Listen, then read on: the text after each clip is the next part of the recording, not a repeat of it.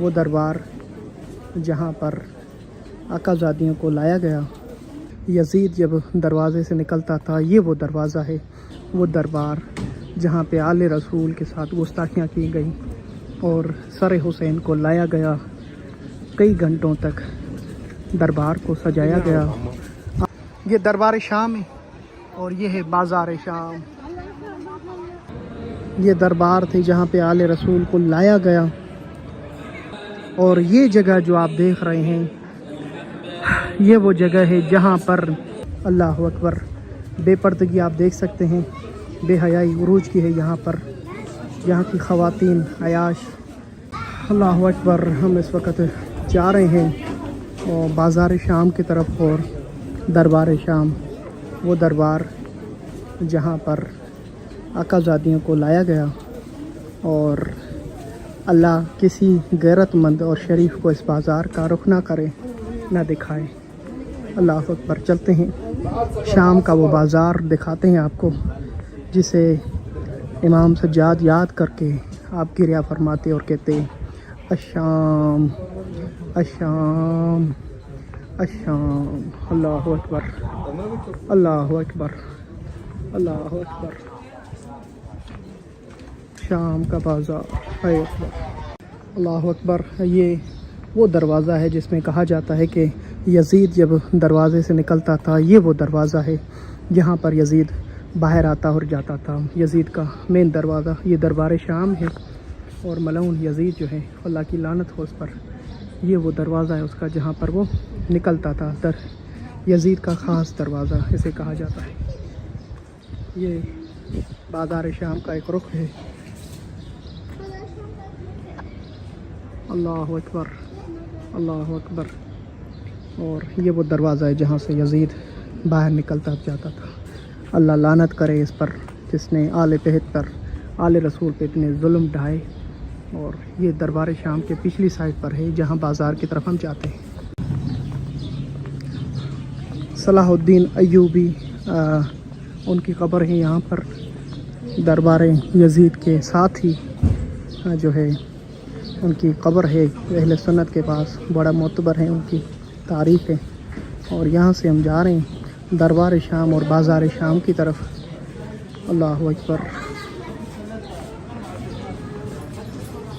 یہاں سے گزرتے ہوئے سامنے سوق محمدیہ، حمیدیہ اس کو کہا جاتا ہے، سوق حمیدیہ، اور یہ ہے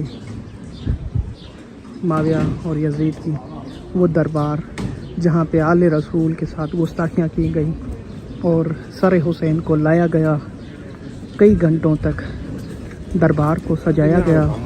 آل رسول کو کئی اذانیں باہر کھڑے ہو کر سنائی گئی۔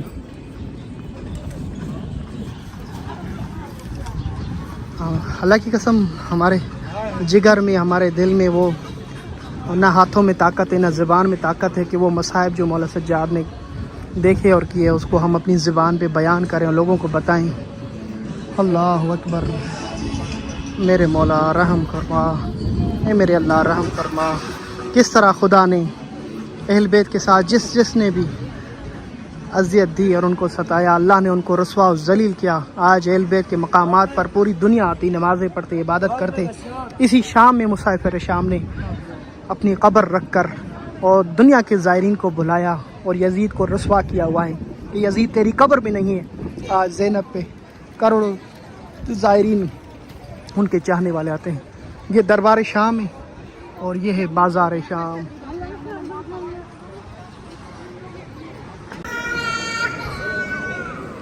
اللہ اکبر۔ دربار شام جسے یہاں کے مسلمان مسجد اموی کہتے ہیں، کہ رسول خدا نے کہا کہ اگر بنو امیہ کو ممبر پہ دیکھو میرے تو وہاں سے اتار دینا، ایسے گویا کہ بندر ناچتے ہیں اور بندر بیٹھا ہوا ہے۔ یہ کہہ کر آپ کو لے کے جا رہا ہوں جہاں پر کئی اذانیں دی گئی مولا سجاد کے خطبوں کو روکنے کے لیے۔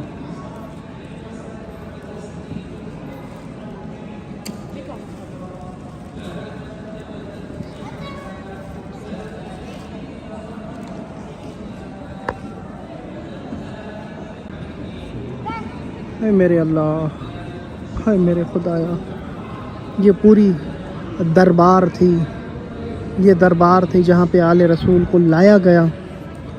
اسے مختلف بادشاہوں کے زمانے میں اس کی مرمت ہوتی گئی اور آج اس کنڈیشن میں باقی ہے۔ جو نقشہ دیکھ رہے ہیں وہ نقشہ ہے، جو مقامات آپ کو دکھائے جائیں گے وہ مقامات وہی ہیں جہاں آل بیت علیہ السلام کو لایا گیا، کربلا میں اسیر کیا گیا، سر حسین کاٹا گیا، اور کوفہ سے پھر فلوجہ سے موصل سے پھر مختلف شہروں سے گزرتے ہوئے بالبک اور حلب کے بعد پھر شام کے بعد دربار شام، بازار شام، یہ تمام سفر کیے آل رسول نے۔ بی بی زینب سلام اللہ علیہ۔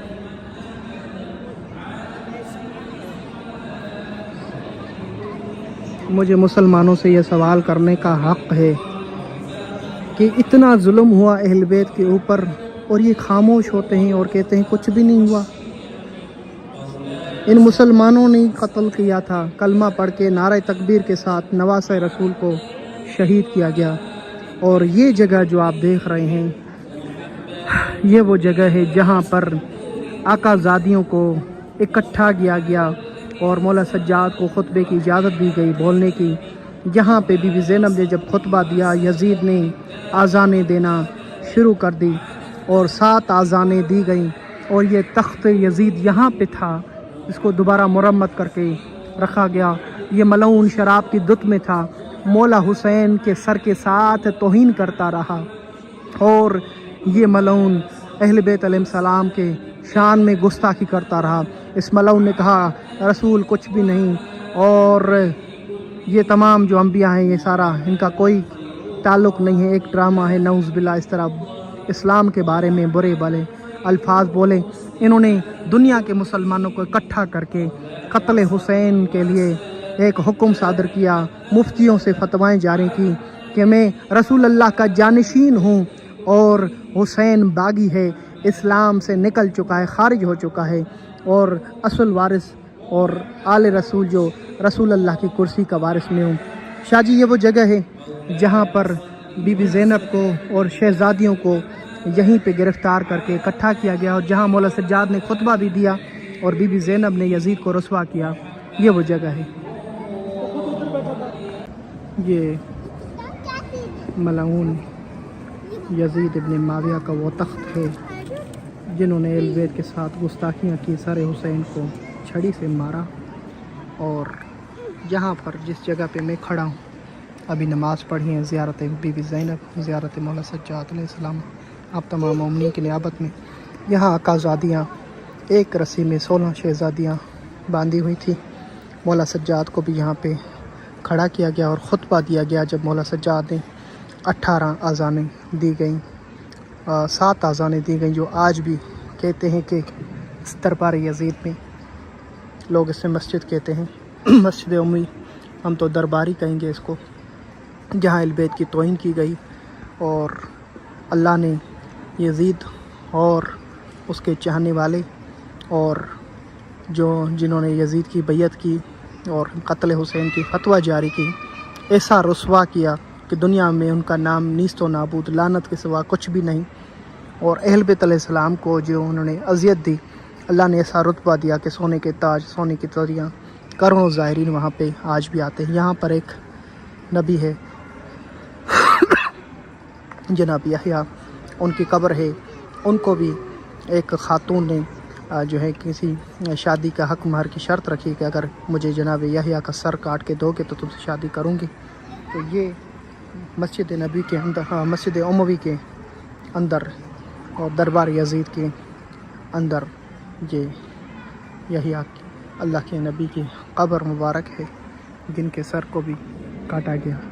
یعنی یہ کہا جائے کہ یہاں پہ اسلام اور اسلام سے پہلے بھی ظلم ہوتا رہا، تو پھر یہ کیسی مسجد ہے جہاں پر اسلام کے، اللہ کے نبیوں اور اللہ کے نبی کے آل کے ساتھ ظلم ہوتا رہا۔ جناب زکریا کی قبر مبارک۔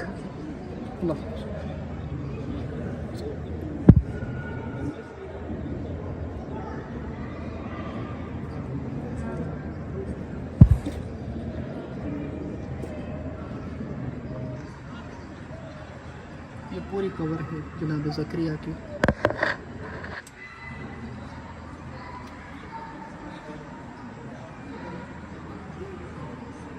यहाँ कहते हैं कुआं है जो आज भी पिछले ज़माने से लेकर अभी भी जो है यहाँ पर उस कुएं में बच्चों को नहाते हैं। जब बच्चा नया पैदा होता है न्यू बॉर्न, उसको यहाँ पे नहाया जाता है इनके अकीदों के मुताबिक।